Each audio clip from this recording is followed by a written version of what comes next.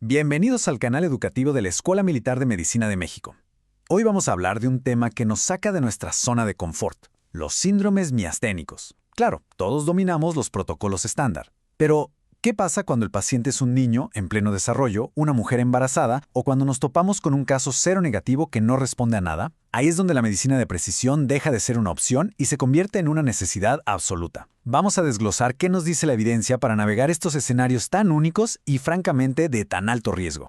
Muy bien, esta es la ruta que seguiremos. Primero, ¿por qué el tratamiento estándar a veces se queda corto? Después, nos metemos de lleno a los desafíos de la miastenia juvenil. De ahí, pasamos a un tema súper delicado, el manejo durante el embarazo y en los neonatos. Luego, veremos las claves para no pasar por alto los síndromes congénitos. Y al final, resumimos todo en conclusiones prácticas para la clínica. Empecemos. Y aquí está el meollo del asunto. El verdadero dilema clínico es: ¿cómo logramos un control inmunológico férreo sin comprometer el neurodesarrollo de un niño, la seguridad de una gestación o el bienestar a largo plazo del paciente? Esto va mucho más allá de seguir un algoritmo. Exige una calibración terapéutica constante, de alta precisión. Y para que no haya ninguna duda, la guía es clarísima sobre cuál es nuestro objetivo. Ojo, no estamos hablando de una simple mejoría. No, la meta es el control total de la enfermedad para que el paciente recupere su calidad de vida por completo. Ese, y no otro, es nuestro verdadero indicador de éxito. Ahora sí, entramos en un terreno complicado, la miastenia juvenil. Aquí la complejidad se dispara, porque estamos tratando un sistema inmune que todavía está madurando, dentro de un cuerpo en pleno crecimiento. Cada decisión que tomamos, cada fármaco que indicamos, puede tener un eco que resuene por décadas en la vida de ese paciente. Esta es la pregunta del millón, ¿no? ¿Cómo encontramos ese balance perfecto? De un lado de la balanza tenemos una enfermedad autoinmune que puede ser devastadora. Del otro lado tenemos la obligación, el imperativo, de proteger su curva de crecimiento, su densidad ósea, su neurodesarrollo. Es un equilibrio súper delicado, donde el margen de error es mínimo. El abordaje que se propone es muy estratégico, va por pasos. Primero, lo sintomático, piridostigmina ajustada por peso. Luego, la base inmunosupresora con glucocorticoides, pero siempre con un ojo clínico sobre los efectos en crecimiento y hueso. Por eso el tercer paso es crucial, introducir un ahorrador de esteroides como la azatioprina lo antes posible. Y ya para los casos más rebeldes, bueno, ahí se puede valorar el uso off-label de terapias biológicas, pero eso se discute caso por caso. Hablemos de la timectomía, otro punto clave. Las indicaciones aquí son muy específicas y dependen de la edad.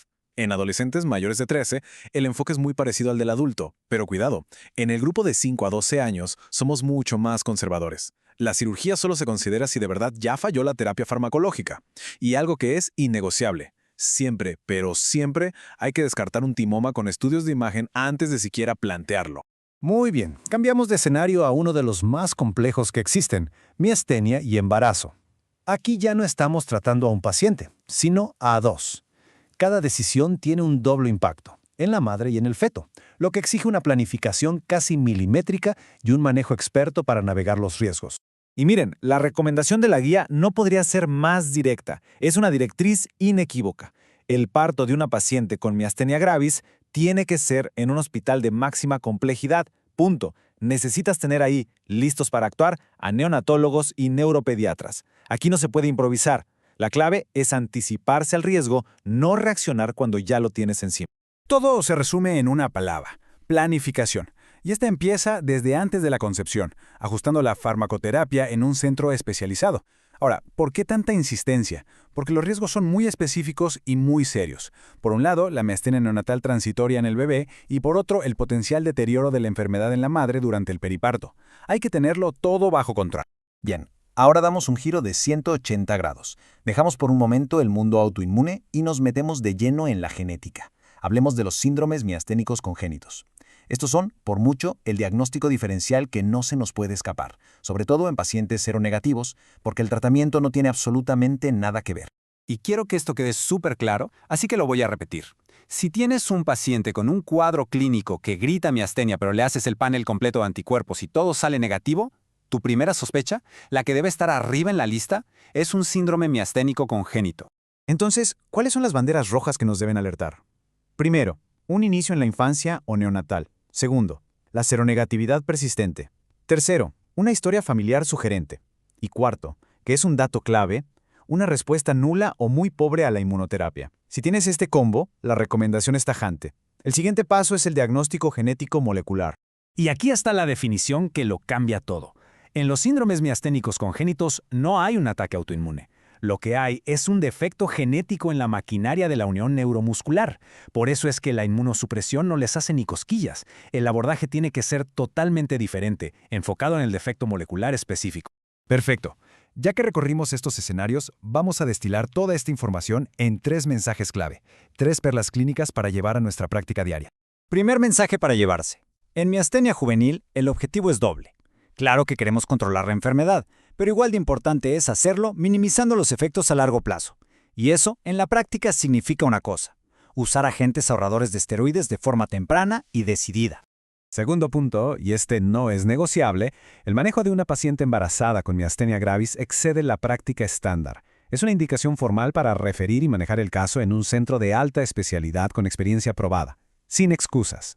Y finalmente, tercer mensaje, la miastenia seronegativa que no responde a la inmunoterapia no es un callejón sin salida.